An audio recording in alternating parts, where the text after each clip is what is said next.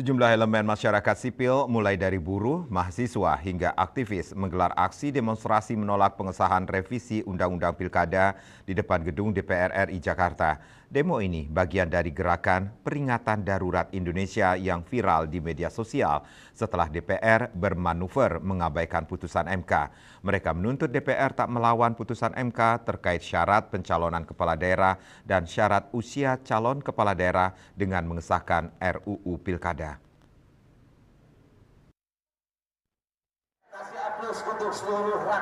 Ribuan massa yang tergabung dari berbagai elemen masyarakat memadati kawasan depan gedung DPR RI Senayan, Jakarta pada Kamis 22 Agustus 2022.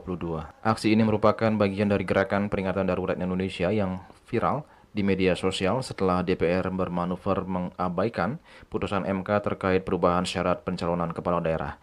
DPR alih-alih mengikuti putusan MK, malah justru menggelar pembahasan revisi Undang-Undang Pilkada. Pembahasan revisi Undang-Undang Pilkada dilakukan dalam waktu yang sangat singkat, yakni kurang dari 7 jam. 2 poin dalam revisi itu terang-terangan tidak merujuk pada putusan MK. Pertama, terkait perubahan syarat ambang batas pencalonan pilkada dari jalur partai hanya berlaku untuk partai yang tidak punya kursi di DPRD. Partai yang punya kursi di DPRD tetap harus memenuhi syarat 20% kursi DPRD atau 25% suara pemilu sebelumnya. Padahal putusan MK telah menggugurkan syarat tersebut. Lalu soal batas usia minimal calon gubernur dan wakil gubernur di pasal 7, Badan Legislatif memilih mengadopsi putusan Mahkamah Agung. Dengan demikian, batas usia calon gubernur ditentukan saat pelantikan calon terpilih.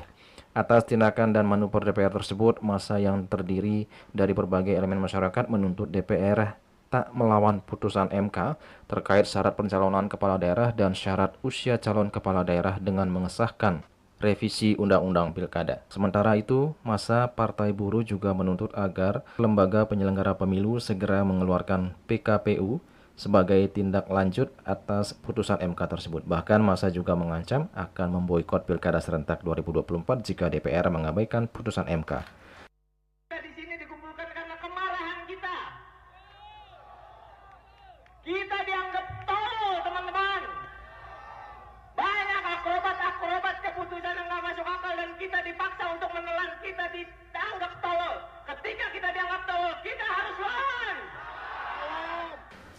Sementara itu, rapat paripurna yang dipimpin oleh Wakil Ketua DPR RI Sufmi Dasko Ahmad yang digelar hari ini, di mana salah satu agendanya pengesahan revisi Undang-Undang Pilkada, terpaksa ditunda karena tidak memenuhi quorum.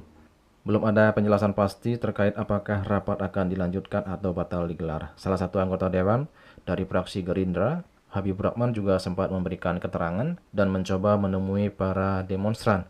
Dalam keterangannya, ia menyatakan jika pengesahan revisi Undang-Undang Pilkada tidak jadi dilakukan hari ini. Juli Suwarti dan Ketus Madias melaporkan.